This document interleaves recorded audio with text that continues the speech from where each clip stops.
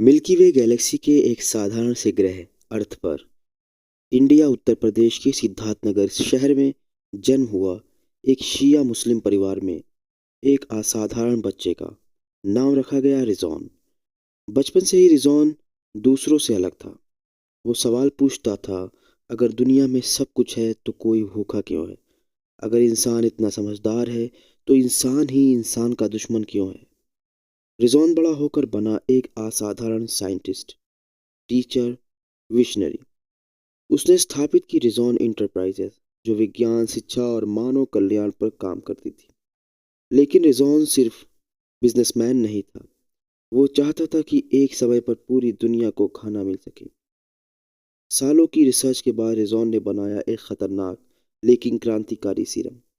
Serum की खासियतें: दुनिया के हर तरह के इंसानों के डीएनए से बना, शरीर में इंजेक्ट होते ही किसी भी इंसान का रूप लेने की ताकत, गजब का इंटेलिजेंस, परिस्थिति के हिसाब से खुद को बदलने की क्षमता।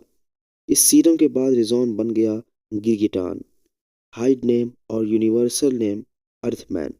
उसकी पहचान थी वाइट कोट और वाइट पैंट, क्योंकि वो खुद को योद्धा से पहले मानवता का डॉक्टर समझता था।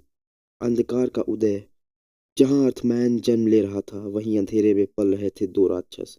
रॉयल, द सुपरगन, हथियारों और अवैध ताकत का राजा। डडल, जो बच्चों की तस्करी करता था और मासूम जिंदगियों को सौदे की चीज समझता था। विलन पावर: स्मगलिंग, डर, पैसा, सिस्टम के अंदर की सड़ान। इन दोनों का साम्राज्य काले और सफेद के झूठे खेल पर टिका था। एक दिखता था साफ, दूसरा छुपा हुआ। टकराव की शुरुआत: जब रिजॉन को पता चला कि उसके ही शहर, उसके ही देश में बच्चों को बेचा जा रहा है, तब साइंटिस्ट मर गया और अर्थमैन जाग उठा।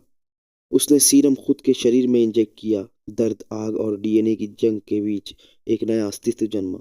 अब वो किसी का भी रूप ले सकता था। स्मगलर, ऑफिसर, टीचर, मजदूर, कोई नहीं जानता था कि उनके सामने खड़ा इंसान असल में अर्थमैन है। मिशन: अर्थमैन का लक्ष्य सिर्फ विलन्स को मारना नहीं था। उसका लक्ष्य था सिस्टम को उजागर करना, बच्चों को बचाना और दुनिया को ये याद दिलाना, ये दिखाना कि असली ताकत इंसानियत है। दुनिया उसे अलग अलग नामों से जानती है। कोई उसे भूत कहता है, कोई फरिश्ता, कोई अफवाह। लेकिन अंडरवर्ल्ड में एक ही नाम गूंजता है: अर्थमैन आ गया है। और जहां अर्थमैन होता है, वहां स्मगलिंग ज्यादा देर जिंदा नहीं रहती।